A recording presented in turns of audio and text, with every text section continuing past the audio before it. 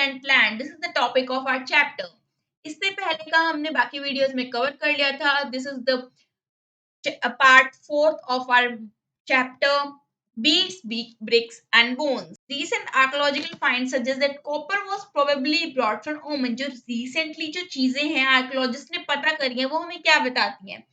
वो हमें बताती हैं कि जो कॉपर है वो प्रोबेबली ओमान से मंगाया जाता था, जो कि साउथ ईस्टर्न टिप पे है अरेबियन पेनिसुला की। वहां पर जो केमिकल एनालिसिस हुई है वो हमें क्या शो करता है, जो ओमानी कॉपर है और जो हड़प्पा के आर्टिफैक्ट हैं उनमें ना ट्रेस मिला है, निकल भी उनके अंदर मौजूद है, जो कि क्या सजेस्ट करती है कि इन दोनों का जो ओरिजिन है ना, जहाँ पे इन दोनों का जन्म हुआ है ना, वो सेम है। और भी बहुत सारी चीजें मिली हैं, ऐसे ट्रेसेस हुए हैं जो कि उनके कॉन्टेक्ट बताते हैं सेम है। एक डिस्टिंक्ट टाइप ऑफ वेसल मिली है, एक अलग तरीके की वेसल मिली है, जो कि हड़प्पन जार है, जो कि कोट हुआ है बहुत ही थिक क्ले से। वो भी शायद ओमानी साइड से ही मंगाया जाता था, वो भी शायद हड़प्पन जार ऐसा। देख सकते हो तुम यहाँ पर कितना खूबसूरत है, कितनी बढ़िया सी डिजाइन दिया हुआ है इन्होंने, ऐसे ऐसे ऐसे, वाह ये डिजाइन है। सच थिक कोटिंग इतनी, अब कहोगे इतने पागल थे क्या, इतनी मिट्टी वेस्ट कर दी, ओह माय गॉड हमारे लिए तो मिट्टी बची नहीं इसलिए हमें कैंपेन चलाने पड़ रहे हैं, सेफ सॉइल सेफ सॉइल। नहीं भैया, इन्होंने इतनी भी मिट्टी बर्बाद नहीं करी, और इन्होंने इसलिए करा ताकि जो वो प्रिवेंट कर सके प्रोलोकेशन ऑफ लिक्विड, ज्यादा पानी ना निकले इसमें से, वो बचा के रखे, इसलिए उसके ऊपर ज्यादा कोटिंग करी। हमें ये नहीं पता कि वो इसके अंदर क्या कैरी करते थे, but it possible that Harappa exchange the content of vessel for Omani copper. But हम शायद ये हो सकता है कि वो उनसे कॉपर ले लिया करते थे और ओमान के लोगों को ये दे दिया करते थे, ये हो सकता है। एक बहुत ही सुंदर टेक्स्ट है, मेसोपोटामिया टेक्स्ट है, जो कि 3rd मिलियन बीसीई रेफर करता है copper coming from a reason called मगन। ये बताता है मेसोपोटामिया का टेक्स्ट कि जो कॉपर है ना वो मगन से आया करता था। देखो अब जो हड़प्पा की जो भी वो है टेक्स्ट वगैरह है, वो तो अभी तक हमारे पास अनडेसिफर्ड है, हमें नहीं पता उन्होंने क्या लिखा है। बट हमें मेसोपोटामिया को अपनी वाली लैंग्वेज में कन्वर्ट कर लिया और उससे हमें क्या पता लगता है कि जो भी कॉपर है वो मगन से आया करता है। तो शायद जो नेम है वो मगन, वो ओमान का नेम हो। And interestingly enough copper found at Mesopotamia sites also contain traces of निकल, जिसमें भी ट्रेस मिले निकल के, तो शायद ओमान का नाम मगन हो सकता है ना। और यही सबको कॉपर बांट रहा हो कि ले भैया कॉपर ले, मेरे पास बहुत कॉपर है, तू भी ले तू भी ले। Other archaeological finds suggestive a long distant contact including Harappan seal, weight, dyes, beads, कि ये बताते हैं कि बहुत सारी जगहों पर हमें हड़प्पा के सील्स मिले हैं, वेट्स मिले हैं, डाइस मिले हैं, बीड्स मिले हैं। अगर इसको कॉन्टेक्स्ट में देखें, worth knowing that Mesopotamian text contain contact with region called दिलमन। एक इन्होंने टेक्स्ट में लिखा है कि इनकी कॉन्टेक्ट थे दिलमन से, जिसका कि शायद प्रोबेबली जो आइलैंड है बहरीन का, उसको ये दिलमन बोलते थे। Magan and Meluhha possibly the Harappan region, Magan जो और मेलुआ थे वो हड़प्पा के रीजन थे। We mention the product from Meluhha, इन्होंने प्रोडक्ट भी बताया कि मेलुआ से क्या क्या आया करता था, कैरिलियन आया करता था, लैपिस lazuli आया करता था, कॉपर आया करता था, गोल्ड आया करता था, अलग अलग तरीके की लकड़ियां आया करती थी, बर्ड्स। अब मेसोपोटामिया में एक मिथ है, एक कहावत है, क्या है? May your bird be the Hazza bird. May its call be heard in the royal palace. तुम्हारी बर्ड इतनी बढ़िया हो कि उसको एक रॉयल पैलेस में सुना जाए, तुम्हारी बर्ड एक हज़ा बर्ड हो और उसको कि रॉयल पैलेस में सुना जाए। कुछ आर्कियोलॉजिस्ट कहते हैं या सोचते हैं कि जो हज़ा बर्ड है वो पिकॉक थी। क्यों बोलते हैं वो ऐसा? Get it this name from its call. It is likely that communication with Oman, Bahrain और मेसोपोटामिया was by sea. इन्होंने कहा है कि जो मेसोपोटामिया, बहरीन और है ये सब एक समुद्री से इनका आपस में कांटेक्ट हुआ करता था। Mesopotamia referred to Meluhha as a land of seafarers. Mesopotamia text में बताया गया है जो मेलुआ है वो क्या है, एक लैंड है सीफेयरर्स की।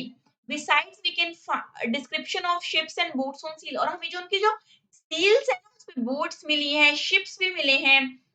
मतलब भैया वो पानी के रास्तों से काम करा करते थे। देख रहे हो कितने महान लोग थे। और इसमें आप सुन लो, दिलमन मतलब बहरीन, एक जगह पर नोट कर लो। मेलुआ मतलब हड़प्पा, मेलुआ मतलब हड़प्पा के लोग, और दिलमन मतलब बहरीन के लोग, और मगन मतलब ओमान के लोग। ठीक है, देख सकते हो कितनी प्यारी सी यहाँ पे तुम्हें बीट्स दी गई है। वाह क्या बोट है, सी बढ़िया सी एक मस्त सी बोट बनाई हुई है, कोई जानवर बनाया हुआ, मुझे भी समझ नहीं आ रहा, तुम्हें आए तो प्लीज मुझे बताना। एक ये सील है जो डिपिक्ट कर रही है क्या लोग थे, क्या क्या कर दिया करते थे यार, वाह। ये है पता नहीं क्या-क्या है, हमें नहीं पता, ये कुछ उनके बारे में है, एशियन साइन बोर्ड्स हैं, हमें पढ़ने नहीं आते बट कोशिश करना। पहिए से मैं गया, मैंने उसको हथौड़े से बोला, मेरे को अपना दिल दे। उसने दिल दिया, मैं अपने पहिए से वापस आया, ये अब हम 2 हो गए। वो चली गई, फिर मैं 1 रह गया, फिर मैं पहिए से अपने घर गया और मैं ऐसे कीड़े जैसे बन गया। I am so sorry for this. इसके कोई मतलब नहीं था, बहुत फालतू की चीज़ थी ये, प्लीज़ इस पे ध्यान ना दें। Seal scripts and weight. Seals and sealings. Seals and sealing were used to facilitate long distance communication. Seals और सीलिंग्स का यूज हुआ करता था आपसी बातचीत के लिए, शायद फोन नहीं हुआ करते थे इसलिए सील सीलिंग्स का यूज करते थे, वरना मैसेज करते ना। तो इसलिए कम्युनिकेशन के लिए सील और सीलिंग से यूज़ कर सकते थे। एक बहुत ही बड़ा-सा एक बैग है, इमेजिन करो उसके ऊपर क्या करा करते थे, जो कि एक जगह से दूसरी जगह पर जाना है, अगर उसके माउथ को रोप से टाई कर दोगे और उसपे कुछ वेट क्ले लगाई जाती थी और उसपे कुछ 1 या फिर 1 से ज़्यादा सील प्रेस करी जाया करती थी, उसपे उसका इंप्रेशन आया करता था वाइट, क्योंकि वो गीली हुआ करती थी और जब वो बैग रीच हुआ करता था वहाँ पर जहाँ पर पहुँचाना है, तो उससे उसको पता लग जाता था कि ये कहाँ से आया है और उसपे एक आइडेंटिटी भी कन्वे हुआ करती थी कि ये किसने भेजा है। तुम यहाँ पर देख सकते हो, यहाँ पे यहाँ पे दिखाया हुआ है तुम्हें एक बढ़िया-सा इंप्रेशन, कैसे देखो कितना सुंदर से जानवर हैं, कुछ ऐसे इंप्रेशन आ गए, इससे पता चल जाएगा किसने भेजा है, ये सील है रोपार की। And Schematic script. Harappan seal usually have a line of writing, probably contain the name and title of the owner. उनकी ना एक लाइन वाइज लिखते थे, ऐसे ऐसे ऐसे कुछ भी लिख दिया, ऐसे लाइन से लिख देते। और क्या होता था उनमें टाइटल भी हुआ करता था, वहां पर टाइटल होता था of the owner. Scholars have also suggested that the motif, journally an animal, वहां पे कुछ मोटिव हुआ करता जो कि ज्यादातर एक जानवर का हुआ करता जो कि एक मीनिंग कन्वे करता था, जो कि पढ़ नहीं पाते थे, उनके लिए वो जानवर एक साइन था, वो उनको बताया करता था। Most scriptures are short, the longest containing about 26 sign. Although the script remain undeciphered to date, अब तक भी हमें इसके बारे में नहीं पता लगा वो बोलना क्या चाह रहे थे, अब तक भी ये undeciphered है। It was evidently not alphabetical where each sign stand for a vowel or a consonant. ये बिल्कुल भी अल्फाबेटिक नहीं है जहाँ पे हर एक चीज स्टैंड करती है वोवल के लिए और एक कांस्टेंट के लिए। It has just too many science, इसमें बहुत सारे साइंस हैं, 375 से लेके कहीं 400 तक। It is apparent that script has been written from right to left as some on the left as if with the to the some of the seal have wider spacing on the right and cramping on the left as engraver have begin work. Okay, ठीक है, हम तो ऐसे लिखते हैं, ऐसे ऐसे ऐसे लिखते हैं ना, ऐसे ऐसे ऐसे ऐसे ऐसे नहीं, ये लोग लिखते थे ऐसे, फिर ये दोबारा यहीं से शुरू कर देते हैं, फिर दोबारा यहीं से शुरू करते हैं, ऐसे ये ऐसे ऐसे लिखते हैं, ऐसे ऐसे ऐसे ऐसे ऐसे ऐसे, ठीक है। क्योंकि राइट साइड पे स्पेस मिला है हमें, इसलिए हमें पता लगता है कि राइट साइड से लिखना शुरू करते थे। Consider the variety of objects writing के, जैसे कि सील्स पे लिखते थे, कॉपर ऑब्जेक्ट पे लिखते थे, रिम्स ऑफ जार पे लिखते थे, टेराकोटा टैबलेट्स पे मिलते लिखते थे, ज्वेलरी पे लिखते थे, बोन रोड्स पे लिखते थे, यहाँ तक कि एशियन साइन बोर्ड्स पे भी लिखते थे। Remember where we have been writing on perishable material too, खाने की चीजों पे भी लिख देते थे। भाई साहब क्या लोग थे, इतना पढ़ने का शौक, माय गॉड, आज के बच्चों को हो तो हम शायद चांद पे पहुंच जाते अब तक, है ना? इतना पढ़ने का शौक था, खाने की चीज़ों में भी लिखते थे। इसका मतलब कि शायद वहाँ पर जो पढ़ाई-लिखाई थी वो बहुत ज़्यादा स्प्रेड थी, इस वज़ह से इतना लिखते थे। इसलिए लिखते ताकि दूसरा वाला समझ सके, और जब भी लिखा जाता है बेफिज़ूल में नहीं लिखा जाता। अब हमारा टॉपिक आता है weight. Exchanges were regulated by the price system of weight. जो वहाँ पे एक्सचेंज हुआ करता था किसी भी चीज़ का, वो किससे हुआ करता था? वो एक सिस्टम से हुआ करता था वेट के। ऐसे नहीं कि ले मैं तेरे को 1 मुट्ठी चावल दे रहा हूँ, तू भी मेरे को 1 मुट्ठी दे। वो कहता तेरी मुट्ठी छोटी थी, तूने छोटी भरी, तूने बड़ी भरी। नहीं, उन्होंने झंझट खत्म कर दिया। उनके वेट हुआ करते थे प्रॉपर, जैसे कि आज के टाइम में वेट से तोल के सामान मिलता है, ऐसे ही मिला करते थे। जिस वो स्टोन के बने होते थे उसको बोलते थे कार्ड, और जनरली क्यूबिकल शेप के हुआ करते थे, जिन पे की कोई भी मार्किंग नहीं हुआ करती थी। लोअर डोमिनेशन ऑफ वेट थे वो बाइनरी थे, 1 2 4 8 16 32 एक्स्ट्रा अप टू 12800, और जो हाई डोमिनेशन थी वो डेसिमल सिस्टम फॉलो करती थी। The smallest weight were probably used for weighing jewellery and beads. जो छोटे बीड्स थे वो लोग अमीरी दिखाने के लिए अपने सोने चांदी की चीजों को, बीड्स को तोलने के लिए यूज किया करते थे। Metal scale pans have also been found, वहां पर मेटल स्केल पेन्स भी मिले हैं। अब उनकी अथॉरिटी कैसी थी? अब इतना बढ़िया वास था तो कोई तो चलाता होगा।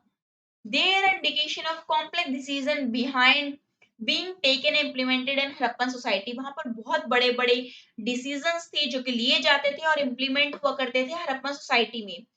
जैसे कि पूरा यूनिफॉर्म सिस्टम था वहां पर, स्टील्स का, वेट्स का, ब्रिक्स का। ये नहीं था कि एक ही जगह बन रही है, बनती तो बहुत जगह थी, लेकिन उनका जो वो सिस्टम था वो बिल्कुल सेम था, एक ही रेशो की थी, यूनिफॉर्म रेशो था। From Jammu to Gujarat, we have seen that settlement was strategically set up in specific location for various reasons. Behind labor was mobilized for making bricks. वहां पर यहाँ तक कि लेबर भी जाया करती थी ईंटें बनाने के लिए यहाँ से वहां पर। The construction of massive walls and platforms. वो ऑर्गेनाइज दिस एक्टिविटी ये कौन करता था? Question mark.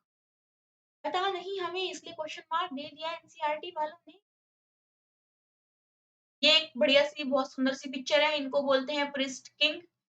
मे बी वहां के राजा थे, कौन थे पता नहीं, इनकी हमें वहां मूर्ति मिली है, इनको हमने बोल दिया अ priest king. Places and Kings, अगर तुम देखोगे जो कि सेंटर ऑफ पावर है, पीपल पावर, आर्कियोलॉजिस्ट रिकॉर्ड जो करते हैं, कोई एक इमीडिएट आंसर तो है नहीं कि उन्होंने पूछा कौन पावर करता, तो तुम बोलोगे लोग ये पॉलिटिशियन था, इन भैया का नाम ये है और ये पावर वहां पे लाया था, ऐसे ऐसे नहीं। एकदम इमीडिएट आंसर तो नहीं है। वहां पे बहुत सारी लार्ज बिल्डिंग है मोहनजोदारो में जो कि पैलेस की तरह है, महल की तरह है, बट नो, वहां पे कुछ भी ऐसा फाइंड नहीं हुआ, स्पेक्टेकुलर चीजें फाइंड नहीं हुई। एक स्टैंड स्टैचू मिला जिसको कि लेबल था and continue be to be known as priest king, यही वाला। This is because archaeologist were familiar with Mesopotamian history. वो जो लोग थे आर्कियोलॉजिस्ट हैं, वो मेसोपोटामिया की हिस्ट्री को जानते थे। वहां पे भी एक प्रिस्ट किंग था, इसलिए उन्होंने उससे जोड़ने की कोशिश करी, बोला प्रिस्ट किंग। और हमें पता लगता है कि यहाँ पर हमें उन्होंने इससे जोड़ने की कोशिश करी। अब तक हम इनकी जो रिचुअल्स हैं, उनकी नोइंग है, उनको नहीं जान पाए कि क्या उनका वहाँ पे हेल्थ कोई पॉलिटिकल पावर थी, क्या था, हम ये सब नहीं जान पाए। कुछ आर्कियोलॉजिस्ट तो अपने अलग ओपिनियन बताते हैं, जैसे कि हड़प्पन सोसाइटी का कोई रूलर ही नहीं था। वहां पे हर एक इंसान इक्वल स्टेटस एंजॉय करता था, अपने आजादी एंजॉय करता था। वहां पर सारे इतने समझदार थे कि कोई सिंगल रूलर नहीं था। कुछ लोग ऐसा कहते हैं। अब जब भी कहीं पे एक चीज आती है, उसकी अपोजिशन पार्टी हमेशा खड़ी हो जाती है।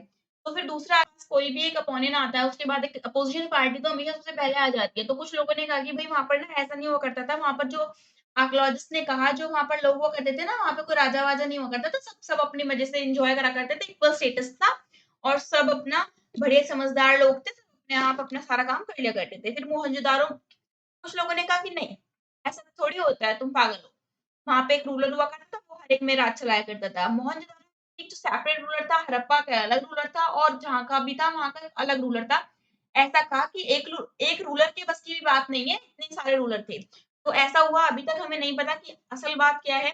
बट जो कि है, जितनी भी स्टेट है, सिंगल यूनिफॉर्मिटी है, मतलब कि जहाँ सारे में सिंगल यूनिफॉर्म सिस्टम है, जो कि आर्टिफैक्ट्स के अंदर एविडेंस मिले हमें, सेटलमेंट के स्टैंडर्डाइज रेशियो मिला है ब्रिक्स का, और जो सेटलमेंट स्टेब्लिश हुई है वो सोर्स से हुई है कि रॉ मटेरियल कहाँ अवेलेबल है, कहाँ नहीं है।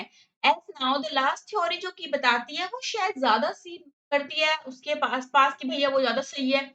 वो पॉसिबली हो सकता है कि सही हो, हमें भी नहीं पता। क्या पता तुम में से आगे जाकर कोई एक जना आर्कियोलॉजिस्ट बने और इसकी खोज करे और हमें वो पढ़ाएं दोबारा एनसीईआरटी में, हो सकता है। कुछ भी हो सकता है दुनिया में।